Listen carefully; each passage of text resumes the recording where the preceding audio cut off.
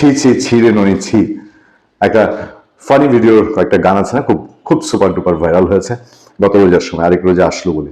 এখন আমাদেরকে এসব খবর দেখে বলতেই হয় ছি ছি ছি ননি ছি। চ্যানেল 24 এর ফটো কার্ডটা আমার সামনে। এই চ্যানেল 24 এর ফটো কার্ডে যা লেখা আছে সেটা আপনার আমার কানে অনেক সময় বাঁচতেই পারে এই জামানায় এসে। সকালে রিমান্ড, বিকালে জামিন মঞ্জুর, সন্ধ্যায় মুক্তি সুরভির।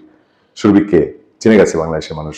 যত না নেত্রী হিসাবে, যত না অগ্নিকন্যা হিসেবে, তার চেয়ে বেশি চাঁদাবাজির অভিযোগে অভিযুক্ত একজন নারী, লেডি চাঁদাবাজ, যিনি 50 কোটি টাকা চাঁদাবাজির দায়ে অভিযুক্ত।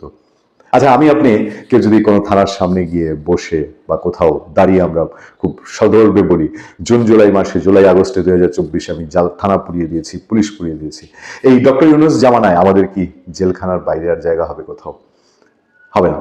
কিন্তু এই দেশেই এই ধরনের চাঁদাবাজির অভিযোগ যখন উঠছে, যখন একটা ছেলে থানায় বসে পুলিশ পুড়িয়ে দেওয়ার কথা, থানা পুড়িয়ে দেওয়ার কথা বলছে, তার 24 ঘন্টার মধ্যে স্পেশাল কোর্ট বসিয়ে তার জামিন হয়ে যাচ্ছে। সুরভিদের জামিন হচ্ছে, সকালবেলায় রিমান্ডের আদেশ হচ্ছে, বিকালবেলায় জামিনের আদেশ হচ্ছে, সন্ধ্যাবেলায় কারাফাটক থেকে মুক্তি ঘটে যাচ্ছে।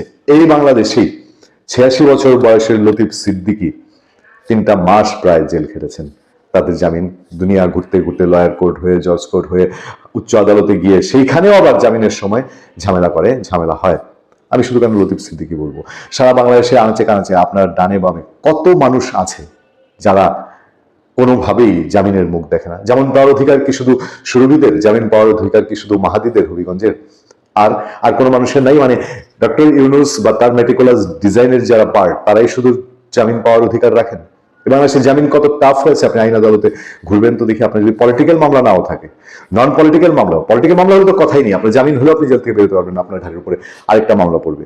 তারা নাকি এই নতুন বন্দোবস্তের আওয়াজ নিয়ে এসছে, তারা নাকি এই আওয়ামী লীগ যা করতো সেই পথ ডাবল 3 গুণ করে, আওয়ামী লীগ তো জেলে নিলে পরে 2-4-6 মাস পরে বিএনপি ম্যাক্সিমাম লোকজনকে জামিন দিত।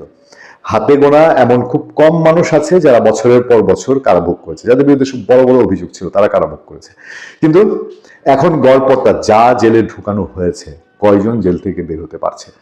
এটাই কি নতুন বন্দোবস্ত?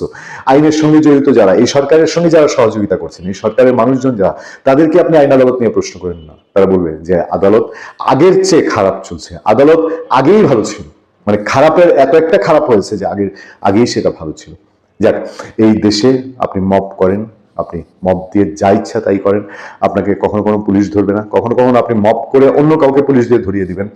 জামিন পেল এনসিপি নেত্রী সুরভি, জেলে রাখতে পারবেন মাসের পর মাস, কিন্তু জামিন যদি হতে হয় তাহলে আপনাকে হতে হবে হয় এনসিপি, না হয় সমন্বয়ক, না হলে বৈষম্য বিরোধী আন্দোলন।